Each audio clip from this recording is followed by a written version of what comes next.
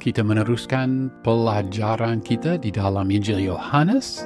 Di dalam bagian yang lebih luas, Tuhan Yesus diperiksa di depan Pontius Pilatus. Itu pasal 18 ayat 28 sampai pasal 19 bagian pertama dari ayat 16. Video kita yang sebelumnya itu menceritakan Injil Yohanes pasal 18 ayat 28 sampai 30. Di situ kita membaca mengenai pertanyaan pertama dari Pilatus yang dengan pertanyaan itu dia membuka pengadilan resmi, dan kita membaca tanggapan para pemimpin agama Yahudi. Tanggapan mereka penuh dengan nada frustrasi. Tetapi video ini hanya menceritakan ayat 31 dan ayat 32.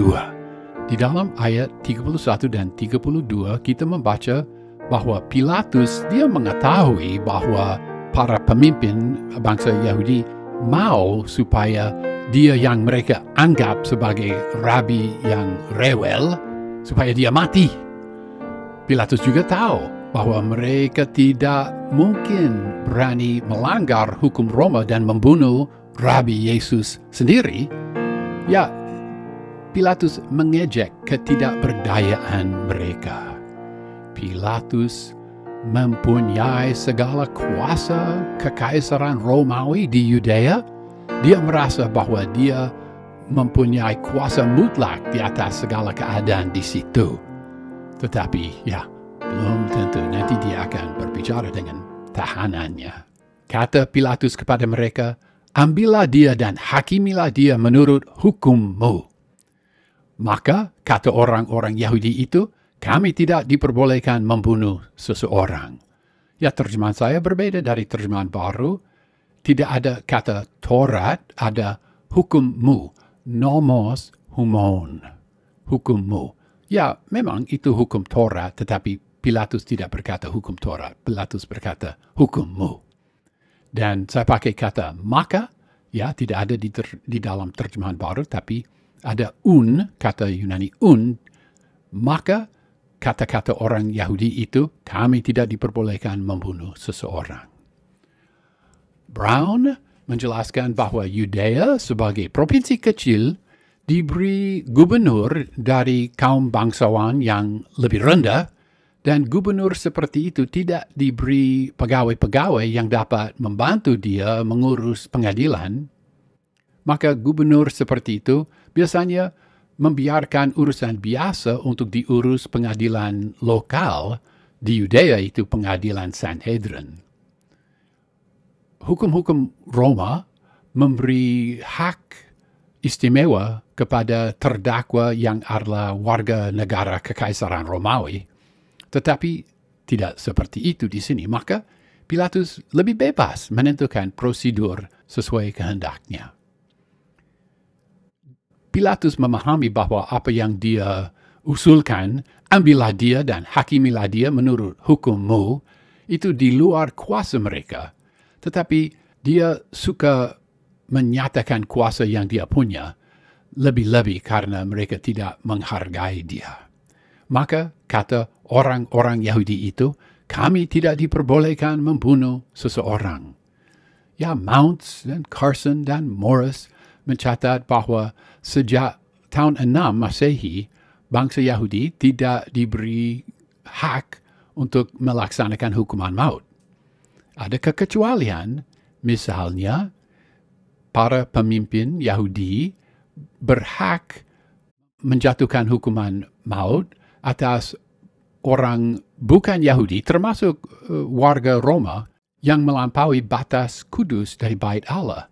Tetapi kekecualian seperti itu sangat jarang. Pembunuhan Stefanus di dalam Kisah Para Rasul pasal 6 dan pasal 7 bukan kekecualian tetapi pelanggaran. Dan Yosefus mencatat bahwa beberapa tahun kemudian mereka melempari Yakobus, saudara dari Tuhan Yesus Kristus. Jangan ini dibingungkan dengan Yakobus, saudara Yohanes, yang Herodes bunuh dengan pedang menurut Kisah Para Rasul pasal 12 ayat 2 saya bacakan. Ia menyuruh membunuh Yakobus, saudara Yohanes, dengan pedang. Pada waktu mereka melempari Yakobus, saudara dari Tuhan Yesus Kristus, tidak ada gubernur di Yudea, dan pemerintah Roma menggantikan imam besar karena pembunuhan Yakobus, saudara dari Tuhan Yesus Kristus. Pasal 18 ayat 32. Demikian hendaknya supaya genaplah firman Yesus yang dikatakannya untuk menyatakan bagaimana caranya ia akan mati. Ya, di dalam bahasa asli tidak ada kata demikian hendaknya, itu ditambah supaya jelas. Sebenarnya Yunaninya mulai supaya genaplah firman Yesus. Tetapi supaya kalimat lebih lancar, ya, demikian kehendaknya, atau demikian terjadinya. Seperti itu kira-kira. Rasul Yohanes mengingatkan kita akan kedaulatan Tuhan Yesus Kristus.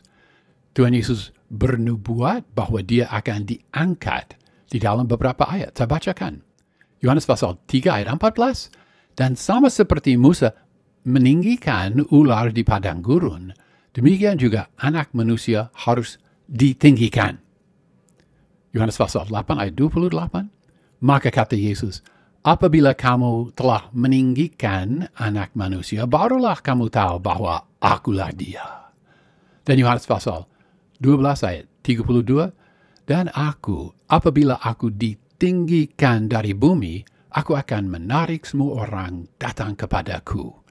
Semua ketiga ayat ini mempergunakan kata Yunani hupsoo, meninggikan, ditinggikan.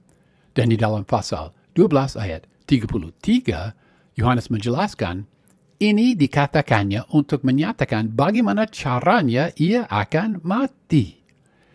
Seandainya para pemimpin agama Yahudi melaksanakan hukuman maut, dia harus dilempari batu, karena itu metode yang mereka pakai.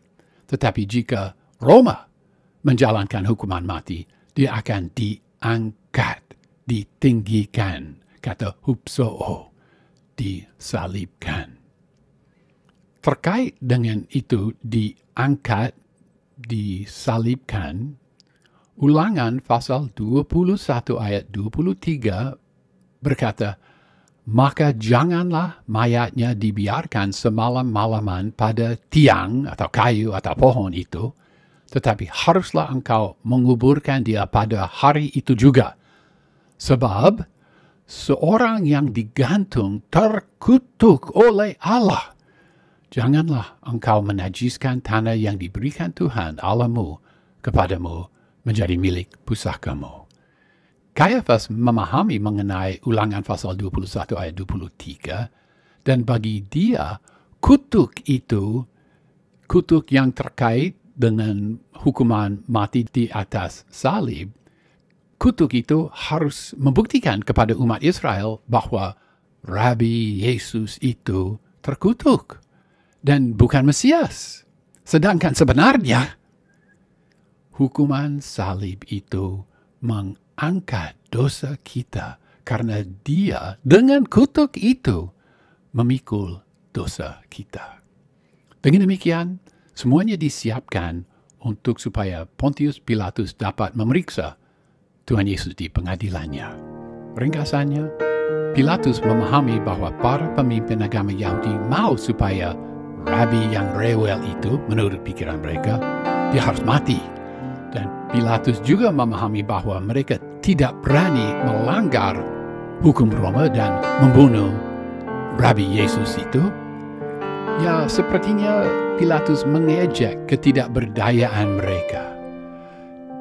Di dalam tangan Pontius Pilatus, dia pikir dia punya segala kuasa kekaisaran Romawi yang mulia itu.